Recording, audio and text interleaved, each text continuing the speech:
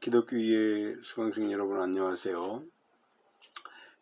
오늘은 동영상 강의 마지막 날입니다. 이제 다음 주에 과제를 학기말 평가를 위한 과제를 내드리고 그리고 그 다음 주에 이제 종강하는 걸로 학사 일정이 그렇게 되어서 그렇게 진행할 예정입니다. 그래서 오늘은 이 동영상 강의 마지막 시간인데요. 오늘 우리가 다룰 주제는 양성평등에 관한 것입니다. 오랫동안 우리나라는 남존여비 이 사상에 의해서 남자와 여자가 구별이 있었고 또 차별이 있었죠. 그래서 여성 인권이 무시되고 또 여성들이 많은 경우에 불이익을 당해왔던 것이 사실입니다. 그래서 이것은 개인을 넘어서 사회적인 매우 중요한 과제가 오랫동안 되어 왔었는데요. 현 정부도 출범할 당시에 문재인 대통령께서 남성 평등의 문제를 심각하게 생각하고 내각의 30% 이상을 여성 장관으로 채우겠다, 그렇게 공약을 했습니다. 그래서 이번 정부는 어느 때보다도 여성 장관들이 많이 활약하고 있습니다. 이렇게 양성평등의 문제는 우리 사회의 중요한 과제이고 또 반드시 해결해야 될 문제입니다.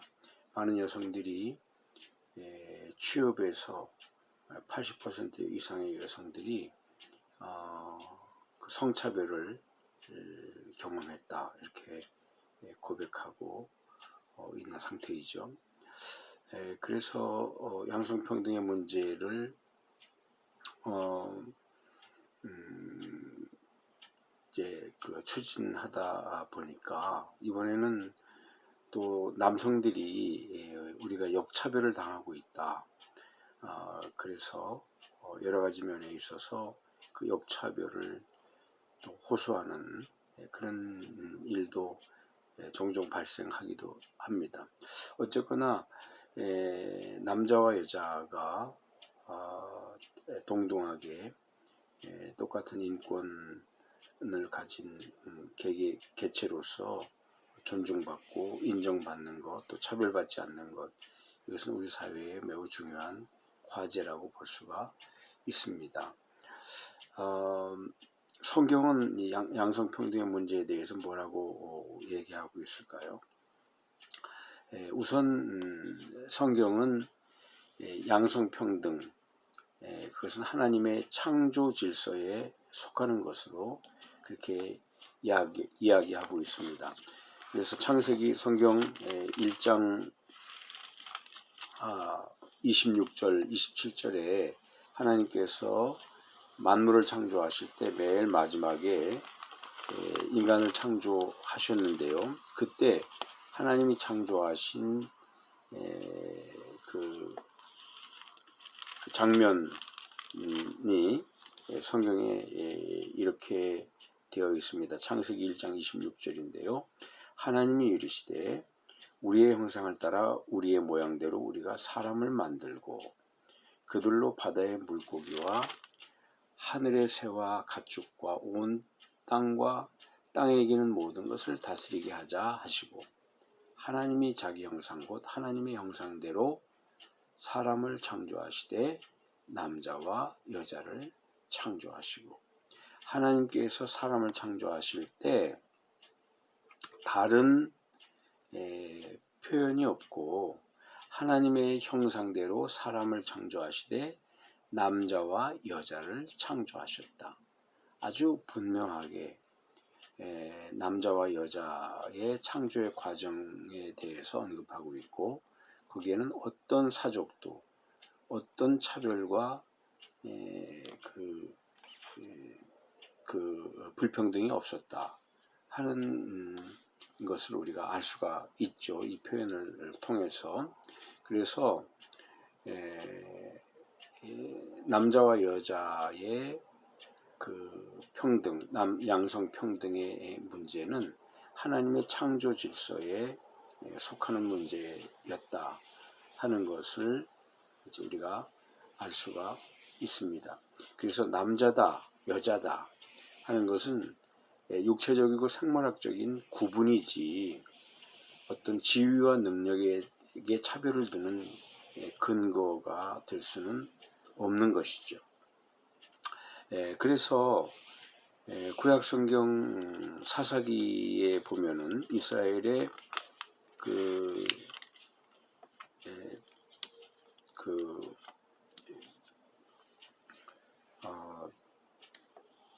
왕이 출현하기 전에 이스라엘 공동체를 이끌고 나가던 지도자들, 그래서 우리가 사사라고 그러죠. 사사. 성경에는 여러 사사들의 역할이 등장하고 있는데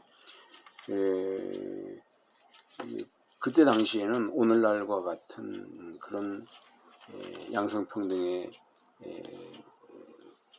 문제가 사회적인 이슈가 되었던 그런 시대도 아니었고 그럼에도 불구하고 여성들이 그 사사, 곧 말하자면 그 공동체의 지도자가 되어서 활약하기도 했는데요.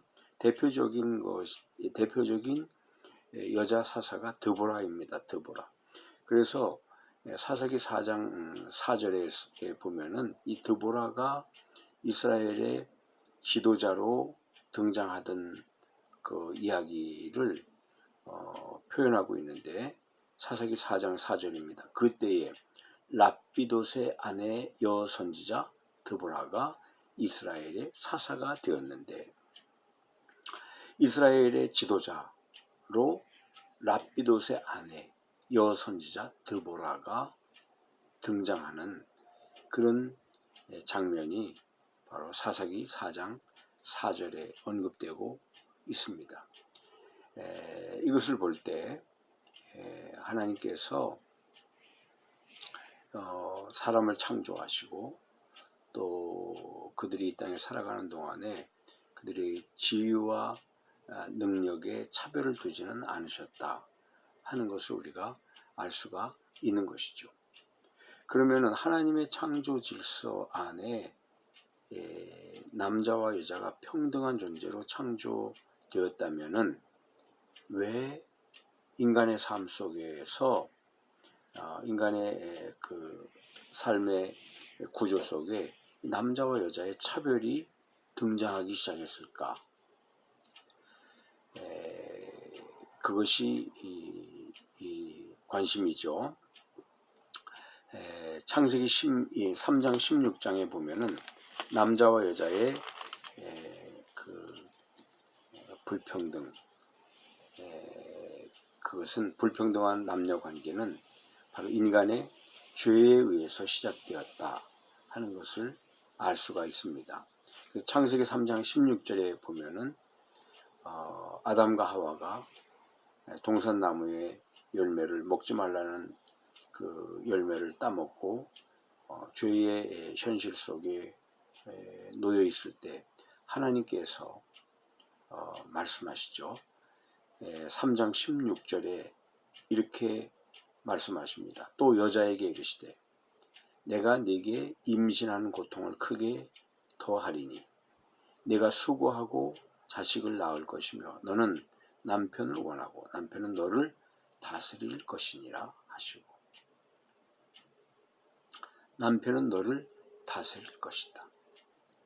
바로 인간이 평등하게 창조된 인간이 하나님께서 하지 말라는 일을 하면서 죄의 현실 속에 놓이게 되자 거기에 바로 불평등의 문제, 너는 남편을 원하고 남편은 너를 다스릴 것이니라, 불평등의 문제가 등장하게 되는 것이죠. 바로 죄가 다스리는 현실, 그 속에 불평등이 존재한다는 것입니다. 그래서 이것은 이 죄로부터 인간의 해방, 자유를 우리가 생각하면서 바로 이런 불평등의 문제는, 죄로부터 온 불평등의 문제는 바로 우리 인간이 살아가면서 극복해야 할 하나의 과제이다 하는 것을 우리가 생각할 수가 있습니다. 자, 이렇게 죄의 현실 속에서 살아가는 인간을 구원하러 이 땅에 오신 하나님, 그가 바로 예수님이시죠. 그래서 성경에 보면 예수 그리스도의 은혜로 바로 이 죄의 현실이 극복되고 남자와 여자가 평등하다라고 하는 사실, 그것이 바로 그리스도의 은혜로 회복되어지는 것을 우리가 성경을 통해서 볼 수가 있는데요. 갈라디아서 3장 28절에서 사도 바울을 통해서 성경은 이렇게 말하고 있습니다. 갈라디아서 3장 28절인데요. 자, 너희는 유대인이나 헬라인이나 종이나 자유인이나 남자나 여자나 다 그리스도 예수 안에서 하나이니라. 바로 인간을 죄로부터 해방시키기 위해서 오신 예수님께서 이 땅에 오셔서 인간의 모든 죄를 대신 짊어지시고 십자가에 죽으시고 3일 만에 부활하심으로 해서 인류의 죄가 예수님의 십자가의 대속의 피의 공로로 사함을 받게 되는데, 그 이후에 헬라인이나 종이나 자유인이나 남자나 여자나 다 그리스도 예수 안에서 하나이니라. 바로 불평등의 문제도, 예수 그리스도의 죄로부터 인한 불평등의 문제도 예수 그리스도의 십자가의 은혜로 다시 회복되어진 것을 성경은 이렇게 이야기하고 있습니다. 그래서 그리스도를 믿고 또 그의 대속의 구원의 은총을 믿음으로 받아들인 사람들의 삶 속에는 바로 이 불평등의 문제가 극복이 되고 여성들이 훨씬 더 자유롭게, 그리고 자기의 능력을 잘 발휘하면서 살아가게 되는데요. 그것은 초대교회 당시의 모습을 봐도 우리가 쉽게 알 수가 있습니다. 초대교회의 당시에 그 사도 바울의 그 활동 가운데 그와 함께 했던 많은 그 동역자들의 이름이 로마서 16장에 등장하고 있습니다. 근데 그 로마서 16장에 사도 바울의 동역자들의 이름을 언급하는데 제일 먼저 16장 1절에서 4절까지 보면 아주 중요한 초대교회 인물 두 사람의 이름이 등장하고 있는데요. 우선 제일 먼저 언급된 16장 1절에 내가 겐그레아 교회의 일꾼으로 있는 우리 자매 베베를 너희에게 추천하노니, 바로 베베라고 하는 집사에 대해서 사도 바울이 첫 번째로 언급하고 있습니다. 이것은 베베 집사가 얼마나 사도 바울의 사역에 있어서 중요한 인물인가 하는 것을 우리가 추론해 볼 수 있는 그런 성경 구절이라고 볼 수가 있습니다. 이처럼 여성들은 초대교회의 사도 바울의 동역자들로서 아주 활발하게 그 활동을 전개했던 것을 알 수가 있습니다. 베베 집사뿐만 아니라 3절에 보면은 너희는 그리스도 예수 안에서 나의 동역자들인 브리스가와 아굴라에게 문안하라. 브리스가가 브리스가와 아굴라 부부에 대해서 언급하고 있죠. 그런데 그 이름이 아굴라가 남편이고 브리스가가 아내입니다. 근데 아내 이름이 먼저 언급되고 남편 이름이 언급되었어요. 이것은 이 부부가 주님의 일을 하면서 아내가 아주 주도적으로 활동을 했고 아내의 활동과 활약을 뒷받침하고 따라간 사람이 남편 아굴라였다 하는 것을 우리가 생각하게 할 수 있는 그런 그 성경 구절이라고 볼 수가 있습니다. 그래서 초대교회 당시에 보면은 많은 여성 제자들이 있었고 그들 중에서 특별히 아주 중요한 인물들이 사도 바울과 함께 초대교회에 복음을 전하는 그런 동역자로서의 역할을 했던 것을 우리가 알 수가 있고 이것을 통해서 그리스도 안에서 바로 죄로 인해서 찾아온 남자와 여자 사이의 불평등의 문제가 어떻게 극복이 되고 또 인간의 삶 속에서 여성의 중요성을 그 믿음 안에서 그리스도를 고백하고 있는 사람들 속에서 이것이 실현되었는가 하는 것을 우리가 알 수가 있습니다. 그렇지만은 인간의 문화는 아주 오랫동안 그 관습화되어서 이렇게 내려온 것이기 때문에 그 여전히 교회 안이나 교회 밖에는 이런 불평등의 현실이 존재하고 있는 것이 사실입니다. 그래서 믿음 안에서 모든 죄가 사함을 받고 죄로 인해서 찾아왔던 불평등, 남녀 간의 불평등의 문제도 믿음 안에서 다 해결이 되었습니다만은 교회 안이나 교회 밖이나 오랫동안 누적된 문화적 관습에 의해서 그 현실화되어 있던 불평등의 문제는 그렇게 쉽게 해결되지 않았고 또 오랫동안 계속되어져 온 것이 사실입니다. 오늘날까지 2000년이 지난 오늘날까지 계속되고 있는 것이죠. 초대교회 당시에도 보면은 그래서 이런 불평등의 남녀 관계의 현실이 그대로 교회 안에서도 드러나곤 했습니다. 그래서 고린도전서 14장에 보면은 사도 바울께서도 고린도 교회의 특수한 상황 속에서 여러 가지 문제가 노정되었을 때 그 문제를 직시하고 또 해결하기 위해서 고린도 교회의 사람들한테 편지를 보내서 권면하는 내용 가운데 그런 내용이 있죠. 고린도전서 14장 34절 35절에 보면은 여자는 교회에서 잠잠하라. 그들에게 말하는 것을 허락함이 없나니 율법에 이른 것 같이 오직 복종할 것이요. 만일 무엇을 배우려거든 집에서 자기 남편에게 물을지니 여자가 교회에서 말하는 것은 부끄러운 것이라. 바로 교회 안에서 여전한 불평등의 문제가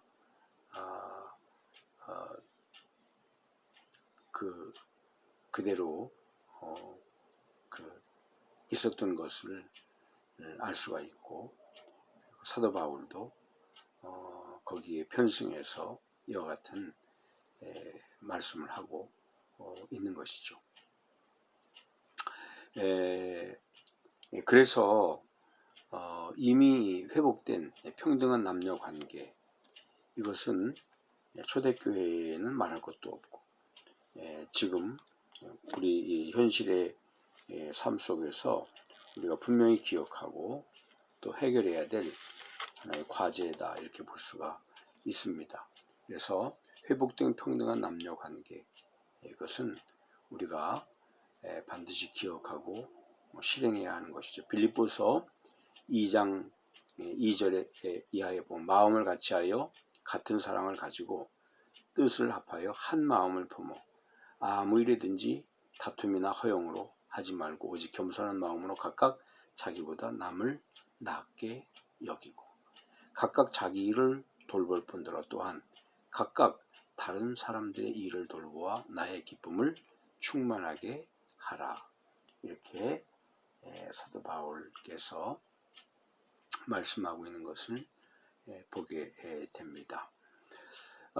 그리고 고린도전서 7장에 보면은 남편의 아내에 대한 의무와 아내의 남편에 대한 의무, 이것이 아주 동일한 것으로 그렇게 이제 언급되어지고 있는데요. 고린도전서 7장 3절에 보면은 남편은 그 아내에 대한 의무를 다하고 아내도 그 남편에게 그렇게 할지라.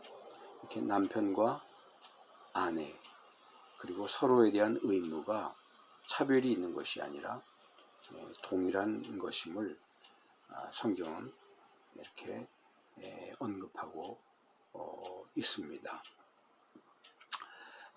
그래서 결국 양성평등의 문제는 예수 그리스도 안에서 모든 죄가 사함을 받을 때 해결이 된 사실이고, 문제는 그것을 우리가 우리의 삶의 현실 속에서 실행하는 것이 중요하다 하는 것이죠. 오랫동안 누적되어 온 문화적인 관습으로 인해서 여전히 교회 안에도 불평등의 문제가 존재하고 있는 것이 현실입니다. 특별히 어떤 아주 보수적인 교단에서는 지금도 여성은 장로나 또 사역자가 또 목사가 될 수가 없다, 그렇게 금하고 있는 교단도 있죠. 바로 불평등의 문제라고 봐야 할 것입니다. 그래서 여전히 존재하는 이런 불평등의 문제를 해소하고 남자와 여자가 하나님의 창조 질서의 본래의 모습대로 평등한 관계 속에서 살아가는 가정, 일터, 또 우리 사회를 이루어가는 것, 이것은 믿음 안에서 아주 중요한 과제이고, 또 불평등의 문제는 우리가 반드시 극복해야 될 과제다, 이렇게 말할 수가 있습니다. 사람이 성으로 평가되는 사회가 아니라 있는 그대로의 능력과 성품으로 평가받고 인정되는 그 사회가 되어져야 하고, 이것은 믿음 안에서 살아가는 그리스도인들에게 있어서 특히 교회 안에서 먼저 앞장서서 우리가 이루어내야 될 중요한 삶의 목표다, 이렇게 얘기할 수가 있을 것입니다. 네, 양성평등의 문제에 대한 성경의 말씀에 대해서 생각해 봤습니다. 오늘 강의는 이것으로 마치도록 하겠습니다. 수고하셨습니다.